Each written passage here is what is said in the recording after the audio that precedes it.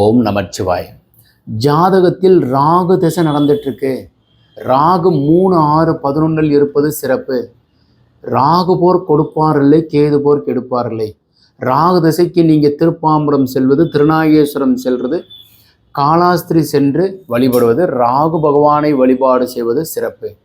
அந்த வகையில் நீர்நிலைகள், மலை மேலிருக்கும் பெண் தெய்வத்தை வழிபாடு செய்வது கோடான கோடி பலன்கள் உங்களுக்கு கிடைக்கும். அந்த வகையில் அழகர் கோவிலில் இருக்கின்ற ராக்காய் அம்மன் அங்கே தீர்த்தம் நீங்கள் குடிச்சிங்கனாலே உங்களுக்கு தொண்டையோ உடலில் இருக்கிற ஏதோ ஒரு பிழையோ தோல் சம்பந்தப்பட்ட ஏதோ ஒரு பிணி இருந்தாலும் போகும். அழகர் கோவில் மேலே ராக்காய் அம்மன் அங்கே நீராடலாம். நல்லா அந்த தண்ணி சொன வந்துக்கிட்டே இருக்கு. அந்த தண்ணியை நீங்கள் குளிச்சிங்கன்னா ரொம்ப சிறப்பு.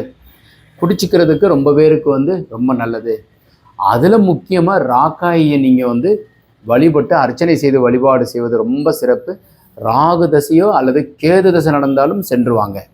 இப்போ அழகான வரைபடத்தை பார்ப்போம் வாங்க. 1.5 இங்கிலத்துக்கு 49.3 125 குழி பசுமுனை வயது பொருத்தம் 75 ஆண்டுகள் 11 பொருத்தத்தில் 10 பொருத்தம் உள்ளது. தெற்கு, வடக்கு, கிழக்கு, மேற்கு.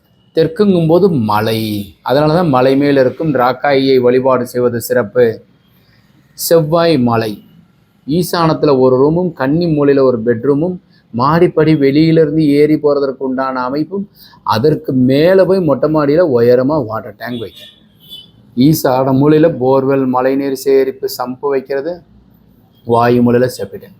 ஈசானத்தில் அப்பா அம்மா படுப்பதற்குண்டான அறையும், கன்னி மூலையில் மாஸ்டர் பெட்ரூமும், வாயு மூலையில் கிச்சன்.